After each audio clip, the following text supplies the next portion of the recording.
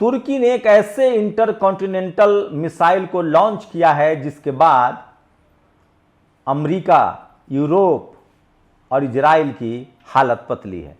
जी हां, अमेरिका का सबसे बड़ा पिट्ठू देश जॉर्डन वो कह रहा है कि यही वक्त है जब इजराइल पर हमला किया जाए। सोचिए, आपके कर्म वापस आते हैं। 2023 में इजराइल को लगा था कि फिलिस्तीन और गजा एक लाचार, बेबस, बिना आर्मी, बिना एयरफोर्स, बिना नेवी, बिना हवाई जहाज वाला देश है। 2 मिनट में इसको कुचल कर रख देंगे। लेकिन 3 साल बाद 2023, 2024, 2025 में हम बात कर रहे हैं। 7 अक्टूबर 2023 से युद्ध शुरू हुआ था। मैं तब से आपको बता रहा हूं कि इजराइल का इतना बड़ा दुर्गति होने वाली है, इजराइल की इतनी बुरी हालत होने वाली है जिसका आप अंदाजा नहीं लगा सकते, और वो अब सच सामने आ रहा है। लाचार, बेबस फिलिस्तीनियों को, गजा को मिट्टी में मिला दिया, निर्दोष लोगों को मारा, लाचार और बेबस लोगों को मारा। उसके बाद क्या हासिल आया? खबर आ रही है कि आईडीएफ को रोज दर्जन भर आईडीएफ के जवान, जो इजराइल के जो फौजी हैं, वो गजा और फिलिस्तीन में मारे जा रहे हैं। हमास उनको घेर घेर कर मार रहा है, और जो इजरायली सैनिक अपने वापस देश आते हैं वो मानसिक रूप से बीमार हो रहे हैं। वो अपने आप को गोली मार रहे हैं, वो अपने आप को शूट कर रहे हैं। तो जहां निर्दोष लोग शहीद हुए हैं, उन पर बमबारी हुई है, उनको मारा गया है, उसका अब पीछा जो है, उस पाप का पीछा अब इजरायलियों को कर रहा है, और इजरायली फौजियों को लगता है कि हमने गलत किया है और हम मारे जा रहे हैं। लेकिन सोचिए, इजरायली फौज और बेंजामिन नेतन्याहू के पापों की सजा अब आम इजरायलियों को मिलने वाली है। इजराइल की आबादी 90 लाख है। 90 लाख। कभी इजराइल बंकर में नहीं छुपा था। ईरान ने जब मिसाइल दागने शुरू किए तो वो बंकर में छुप गया। और जिस तरह से 12 दिनों तक इजराइल पर ईरान ने हमला किया था, उसके बाद अब सभी खाड़ी देशों को लगा है कि अमेरिका और इजराइल 2 रुपए का आदमी नहीं है, दो बिल्कुल सुपर पावर नहीं है। ये अमेरिका का 1 नंबर का पिट्ठू है, और नॉर्थ कोरिया, चाइना, रूस और ईरान ने एक ऐसा गठजोड़ बनाया है जिसके बाद साबित हो गया है कि अब इजराइल के दिन ज्यादा दिन नहीं बचे हैं। कल फिर खामियानी ने एक बड़ा बयान दिया है। खामियानी की जो शोहरत है, उनका जो सम्मान है, वो पूरी दुनिया में बढ़ गया है। अभी ग्लोबल स्तर पर 3 बड़े मुस्लिम नेताओं को लोग याद कर रहे हैं। पहले नंबर पर खामियानी है, जो ईरान के प्रमुख हैं, और जिस तरह से IRGC, ईरानी सेना ने, रिवोल्यूशनरी गार्ड ने इजराइल को सबक सिखाया। इजराइल ने कहा कि हम 2 दिन में, 2 सप्ताह में ईरान को नेस्तनाबूद कर देंगे।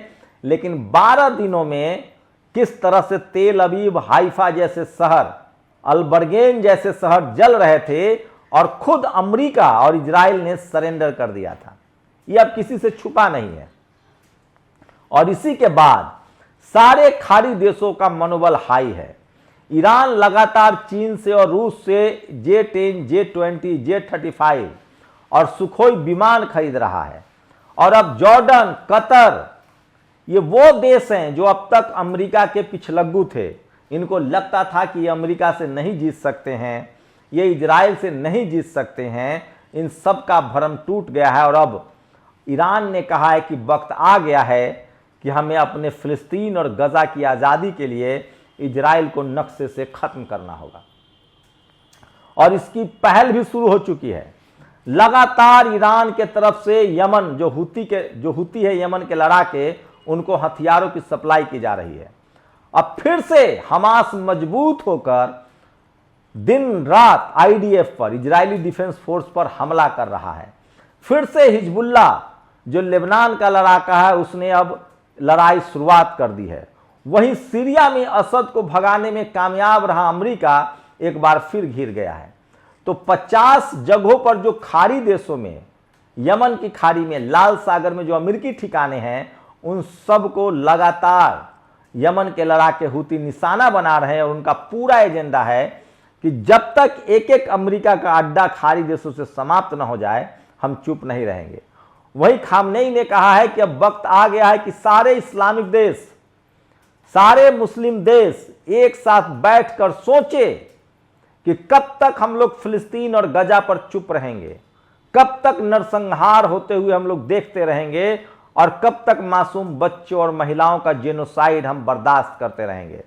अब वक्त आ गया है कि हम सब मिलकर आतंक का अड्डा, नॉर्थ कोरिया ने तो कहा है कि इजराइल कोई देश ही नहीं है, दरअसल ये अमेरिकी पिट्ठू है जो सिर्फ और सिर्फ आतंकवाद फैलाने के लिए है।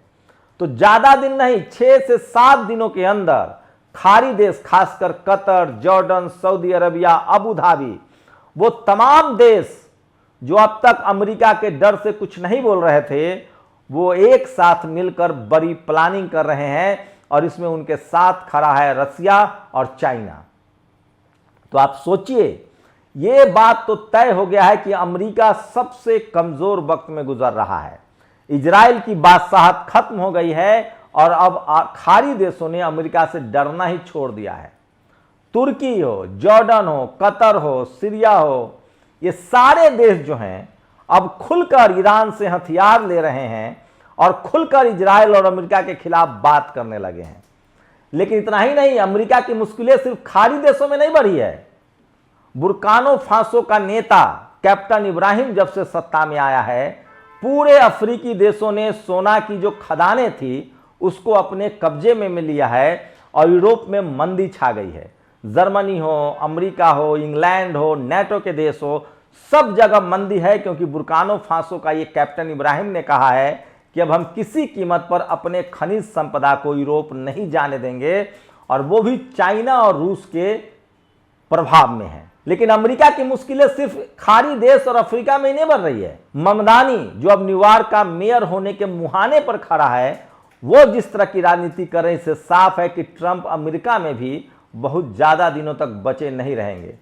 लेकिन फिलहाल ईरान का निशाना साफ है। ईरान ने एक बार कहा था कि अगर इजराइल ने हम पर हमला करने की गलती की तो वो नक्शे से गायब हो जाएगा, और खामियानी ने मोर्चा खोल रखा है।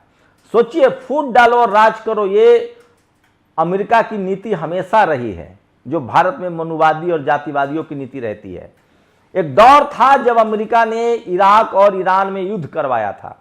बाद में सद्दाम हुसैन को यह समझ में आ गया, खामियानी को यह समझ में आ गया, और दोनों ने युद्ध समाप्त कर दिया। उसके बाद अमेरिका ने क्या किया? पहले इराक को खत्म किया और अब ईरान की खत्म करना चाहता था। यही भारत में जातिवादी मनुवादी करते हैं। मुलायम सिंह यादव और कांसीराम जैसे नेता जब एकजुट हुए तो इनको लड़ा दिया, और पहले बीएसपी को खत्म किया और अब समाजवादी पार्टी को खत्म करना चाहते हैं। ये भारत के लोगों को समझना पड़ेगा। तो ये लोग आपस में फूट डालते हैं और राज करते हैं। यही काम अमेरिका कर रहा था। लेकिन धीरे धीरे जिस तरह की ताकत दिखाई है ईरान ने, खाड़ी देश अब उसके बैनर तले, उसके झंडे तले एकजुट हो रहे हैं और बड़े हमले की तैयारी चल रही है। ईरान के पास अब साफ हो गया है कि अब परमाणु हथियार वो बना चुका है। ईरान के पास अपना इंटरकॉन्टिनेंटल बैलिस्टिक मिसाइल है, और ईरान ने कहा है कि हम 3 साल तक लगातार अमेरिका और इजराइल से युद्ध लड़ सकते हैं। इसी बीच अमेरिका की लगातार कोशिश थी कि रूस को कमजोर करने के लिए अमेरिका चाह रहा था कि वो सीधे युद्ध में न कूदे, और वो यूक्रेन को मदद कर रहा था। लेकिन अब रूस ने कहा है कि बिना यूक्रेन पर कब्जे को हम कोई सीज फायर नहीं करेंगे। सोचिए, ईरान ने इसीलिए कहा था कि अगर हमने अभी सीज फायर कर लिया तो इजराइल हम पर फिर से पलटवार करेगा। अमेरिका को भी लगता है कि अभी अगर उसने यूक्रेन को छोड़ दिया तो यूक्रेन फिर से हथियार जमा करेगा, फिर से यूरोप की मदद से, अमेरिका की मदद से दोबारा हमला करेगा। इसलिए पुतिन ने तय कर लिया है कि वो इस बार आर या पार करेंगे, या तो यूक्रेन पर उनका कब्जा होगा, तब तक युद्ध नहीं रुकेगा। यही कोशिश अब ईरान और इजराइल की है। ईरान चाह रहा है कि इस बार इजराइल को नक्शे से ही खत्म कर दिया जाए। अमेरिका एक और चाल चल रहा है। उसकी कोशिश है कि चीन को वियतनाम से और जापान से युद्ध करवा दिया जाए।